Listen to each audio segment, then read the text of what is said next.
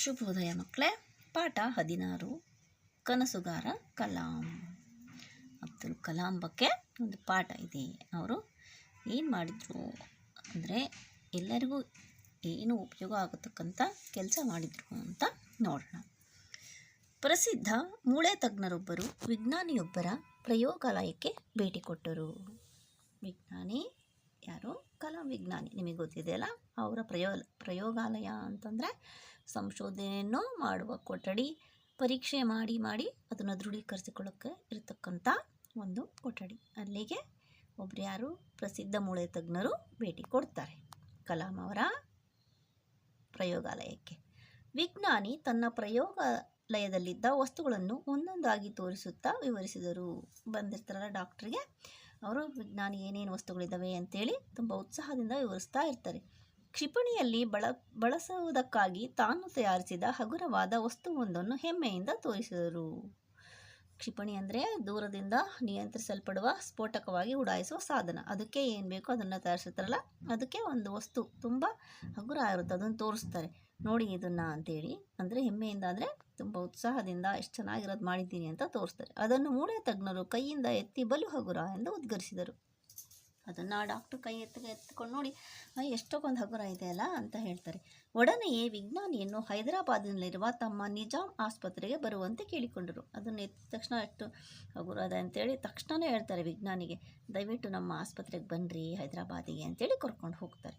ಅಂದೇ ಜೊತೆಯಲ್ಲಿ ಕರೆದುಕೊಂಡು ಹೋದರು. ಕೇಳಿದ್ದಲ್ಲದೆ ಅವತ್ತೇ ಅವ್ರನ್ನ ಕರ್ಕೊಂಡು ಬರ್ತಾರೆ ಆಸ್ಪತ್ರೆಗೆ. ಆಸ್ಪತ್ರೆಯಲ್ಲಿ ಚಿಕಿತ್ಸೆ ಪಡೆಯುತ್ತಿದ್ದ ರೋಗಿಗಳನ್ನು ತೋರಿಸಿದರು. ಅಲ್ಲಿ ಆಸ್ಪತ್ರೆಗೆ ಬಂದು ತಮ್ಮ ರೋಗಕ್ಕೆ ಔಷಧ ತಗೊಳ್ತಾ ಇರ್ತಾರಲ್ಲ, ಚಿಕಿತ್ಸೆ ಪಡಿತಾ ಇರ್ತಾರಲ್ಲ, ಅವ್ರನ್ನ ತೋರಿಸ್ತಾರೆ. ಅಲ್ಲಿದ್ದವರಲ್ಲಿ ಹೆಚ್ಚಿನವರು ಮಕ್ಕಳು. ಅಲ್ಲಿ ಬಹಳಷ್ಟು ಜನ ರೋಗಿಗಳಂದರೆ ಮಕ್ಕಳೇ ಇರ್ತಾರೆ. ಅವರಲ್ಲಿ ಕೆಲವರು ಬೇರೆ ಕಾರಣಗಳಿಂದ ಕಾಲಿನ ನ್ಯೂನತೆಗೆ ಒಳಗಾಗಿದ್ದರು.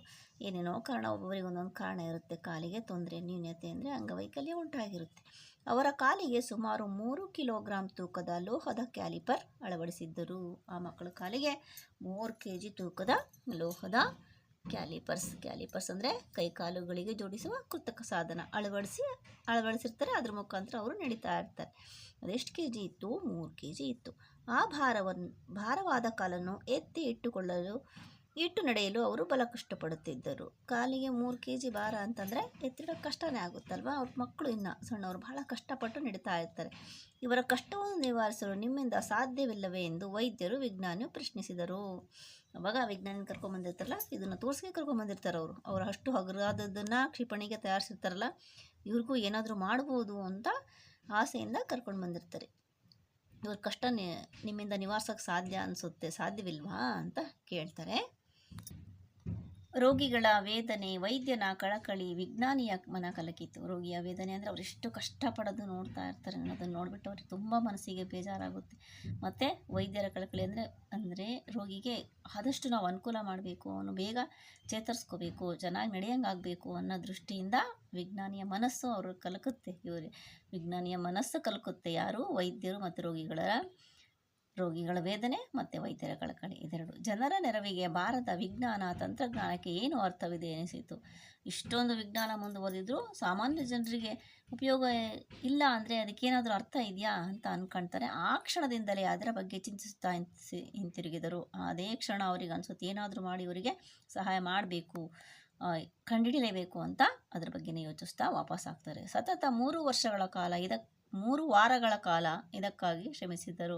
ಅಲ್ಲಿಂದ ಬಂದು ಅವರು 3 ವಾರ ಅದ್ರ ಬಗ್ಗೆನೇ ಯೋಚನೆ ಮಾಡಿ ಅದು ಒಂದನ್ನು ತಯಾರಿಸ್ತಾರೆ. ಹೊಸ ಕ್ಯಾಲಿಪರ್ ತಯಾರಿಸಿದರು. ಅದರಲ್ಲಿ ಹೊಸ ಕ್ಯಾಲಿಪರ್ ತಯಾರಿಸ್ತಾರೆ. ಇದು ಕೇವಲ 300 ಗ್ರಾಂ ತೂಕವಿತ್ತು. ಅದೆಷ್ಟಿತ್ತು? 300 ಗ್ರಾಂ ಮಾತ್ರ ಆಯಿತು. ತಯಾರಾದ ತಕ್ಷಣ ಲಘುಬಗೆಯಿಂದ ನಿಜಾಮ್ ಆಸ್ಪತ್ರೆಗೆ ಒಯ್ದರು.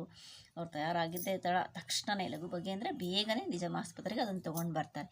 ವೈದ್ಯರು ಅದನ್ನು ಪರೀಕ್ಷಿಸಿ ಒಬ್ಬ ಹುಡುಗನಿಗೆ ಅಳವಡಿಸಿದರು. ವೈದ್ಯರು ನೋಡ್ತಾರೆ, ಸರಿ ಇದೆ, ಒಬ್ಬ ಹುಡುಗನಿಗೆ ಹಾಕಿ ಪರೀಕ್ಷೆ ಮಾಡೋಣ ಅಂತ ಅದನ್ನು ಅಳವಡಿಸ್ತಾರೆ.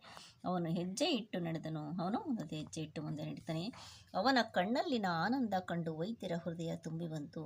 ಅಷ್ಟು ದಿವಸ ಅವರು ಭಾರವಾದ ಎತ್ತಿಡಕ್ಕೆ ಎಷ್ಟು ಕಷ್ಟಪಡ್ತಾಯಿದ್ರು, ಅದನ್ನು ಹಗುರವಾಗಿ ಎತ್ತಿಟ್ಟಾಗ ಅವನ ಕಣ್ಣಲ್ಲಿ ಆನಂದ ಇರುತ್ತೆ. ಎಷ್ಟು ಚೆನ್ನಾಗಿ ಆಗ್ತಾ ಇದೆ ನನಗೆ ನಡೆಯೋಕ್ಕೆ ಅಂತ ಸಂತೋಷ ಕಾಣುತ್ತೆ. ವಿಜ್ಞಾನಿಯ ಆನಂದಕ್ಕೆ ಪಾರವೇ ಇರಲಿಲ್ಲ.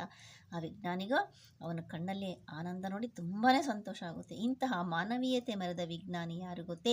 ಅವರೇ ನಮ್ಮ ಹೆಮ್ಮೆಯ ರಾಷ್ಟ್ರಪತಿಯಾಗಿದ್ದ APJ ಅಬ್ದುಲ್ ಕಲಾಂ. ಈ ವಿಜ್ಞಾನಿ ಯಾರು? ನಮ್ಮ ರಾಷ್ಟ್ರಪತಿಯಾಗಿದ್ದಲ್ಲ APJ ಅಬ್ದುಲ್ ಕಲಾಂ ಅವರು. ಅವ್ರು ಕರ್ಕೊಂಡೋಗಿ ಹೇಳಿದ ತಕ್ಷಣವೇ ಎಲ್ಲ ಕೆಲಸ ಬಿಟ್ಟು ಮಕ್ಕಳಿಗೆ ಸಹಾಯ ಆಗಲಿ ಅಂತೇಳಿ ಅದ್ರ ಬಗ್ಗೆನೇ ಯೋಚನೆ ಮಾಡಿ 300 ಗ್ರಾಮ್ ತೂಕದ ಕ್ಯಾಲಿಪರ್ಸನ್ನು ತಯಾರು ಮಾಡ್ಕೊಂಡು ಬಂದು ಅಲ್ಲಿ ಅವ್ರಿಗೆ ಅಳವಡಿಸಿದಾಗ ಹುಡುಗ ಸಂತೋಷದಿಂದ ನಡೆದಾಗ ಅವರು ತುಂಬ ಸಂತೋಷ ಆಗುತ್ತೆ ಅವ್ರಿಗೆ. ಅಂಥ ರಾಷ್ಟ್ರಪತಿಯಾಗಿದ್ದವರು APJ ಅಬ್ದುಲ್ ಕಲಾಂ ವಿಜ್ಞಾನಿಯಾಗಿದ್ದರು. ಅಬ್ದುಲ್ ಕಲಾಂ ತಮಿಳುನಾಡಿನ ರಾಮೇಶ್ವರಂ ಎಂಬ ಹಳ್ಳಿಯಲ್ಲಿ ಜನಿಸಿದ ಕನಸುಗಾರ. ಅಬ್ದುಲ್ ಕಲಾಂ ಅವರು ತಮಿಳುನಾಡಿನ ರಾಮೇಶ್ವರಂ ಎಂಬ ಹಳ್ಳಿಯಲ್ಲಿ ಹುಟ್ಟುತ್ತಾರೆ. ಅವರು ಯಾವಾಗಲೂ ಕನಸು ಕಾಣ್ತಾ ಇರ್ತಾರೆ. ಬಾಲಕರಿದ್ದಾಗ ಕಡಲ ತೀರದಲ್ಲಿ ಕುಳಿತು ಪರಿಸರವನ್ನು ವೀಕ್ಷಿಸುತ್ತಿದ್ದರು. ತುಂಬ ಸಣ್ಣ ಮಕ್ಕಳಿದ್ದಾಗ ಏನು ಮಾಡ್ತಾಯಿದ್ರು, ಕಡಲು ಅಂದರೆ ಸಮುದ್ರ ತೀರಕ್ಕೆ ಹೋಗಿ ಅಲ್ಲಿ ಸುತ್ತಮುತ್ತ ಪರಿಸರ ಎಲ್ಲ ನೋಡ್ತಾ ಕೂತ್ಕೊಂಡಿರ್ತಾರೆ. ದಡದಲ್ಲಿದ್ದ ಹಕ್ಕಿಗಳು ನೆಲದಿಂದ ಮೇಲಕ್ಕೆ ಹಾರುತ್ತಿದ್ದವು. ದಡದ ಮೇಲೆ ಬರ್ತವೆ ಹಕ್ಕಿಗಳು, ಮತ್ತು ಮೇಲೆ ಹಾರೋಗ್ತಿರ್ತವೆ. ಪಟಪಟನೆ ರೆಕ್ಕೆ ಬಡಿದು ಒಂದು ಕ್ಷಣ ಹಾಗೆಯೇ ತೇಲುತ್ತಿದ್ದವು. ರೆಕ್ಕೆ ಬಡ್ಕೊತ ಹಾಗೆ ಮುಂದಕ್ಕೆ ಹಾರೋಗ್ತಾ ಇರ್ತವೆ, ಮತ್ತೆ ಹಾರುತ್ತಿದ್ದವು. ಇದನ್ನು ಕಂಡು ಮುಂದೊಂದು ದಿನ ನಾನು ಆಕಾಶದಲ್ಲಿ ಇವುಗಳಂತೆ ಹಾರಾಡುತ್ತೇನೆ ಎಂದು ಕನಸು ಕಾಣುತ್ತಿದ್ದರು. ಆ ಪಕ್ಷಿಗಳು ಹಾರಾಡೋದು ನೋಡಿ ಮುಂದೊಂದು ದಿವಸ ನಾನು ಆಕಾಶದಲ್ಲಿ ಹೀಗೆ ಹಾರಾಡ್ತೀನಿ ಅಂತ ಅವರು ಕನಸು ಕಾಣ್ತಾ ಇರ್ತಾರೆ.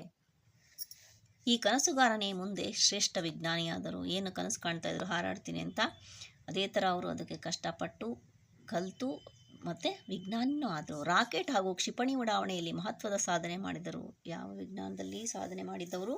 ರಾಕೆಟ್ ಮತ್ತು ಕ್ಷಿಪಣಿನ ಉಡಾವಣೆಯಲ್ಲಿ ಮಹತ್ವದ ಸಾಧನೆ ಮಾಡಿದರು. ತಂತ್ರಜ್ಞಾನ ಕ್ಷೇತ್ರದಲ್ಲಿ ಭಾರತದ ಸಾಧನೆಯನ್ನು ಗಗನದೆತ್ತರಕ್ಕೆ ಏರಿಸಿದರು. ತಂತ್ರಜ್ಞಾನದ ಕ್ಷೇತ್ರದಲ್ಲಿ ಭಾರತವನ್ನು ಇಡೀ ವಿಶ್ವವೇ ಗಮನ ಸೆಳೆಯಂಗೆ ಮಾಡಿದರು.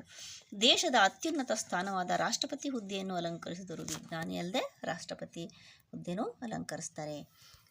ಕಲಾಂರವರ ತಂದೆ ಜೈನುಲಾಬ್ದೀನ್ ಮರಕಯಾರ್, ತಾಯಿ ಆಶಿಯಮ್ಮ. ಅವರ ತಂದೆ ಹೆಸರು ಜೈನುಲಾಬ್ದೀನ್ ಮರಕಯಾರ್, ತಾಯಿ ಆಶಿಯಮ್ಮ. ಕಲಾಂರವರು ತಮ್ಮ ಜೀವನದ ಅನುಭವಗಳನ್ನು ಅಗ್ನಿಯ ರೆಕ್ಕೆಗಳು ಎಂಬ ಆತ್ಮಕಥನದಲ್ಲಿ ದಾಖಲಿಸಿದ್ದಾರೆ.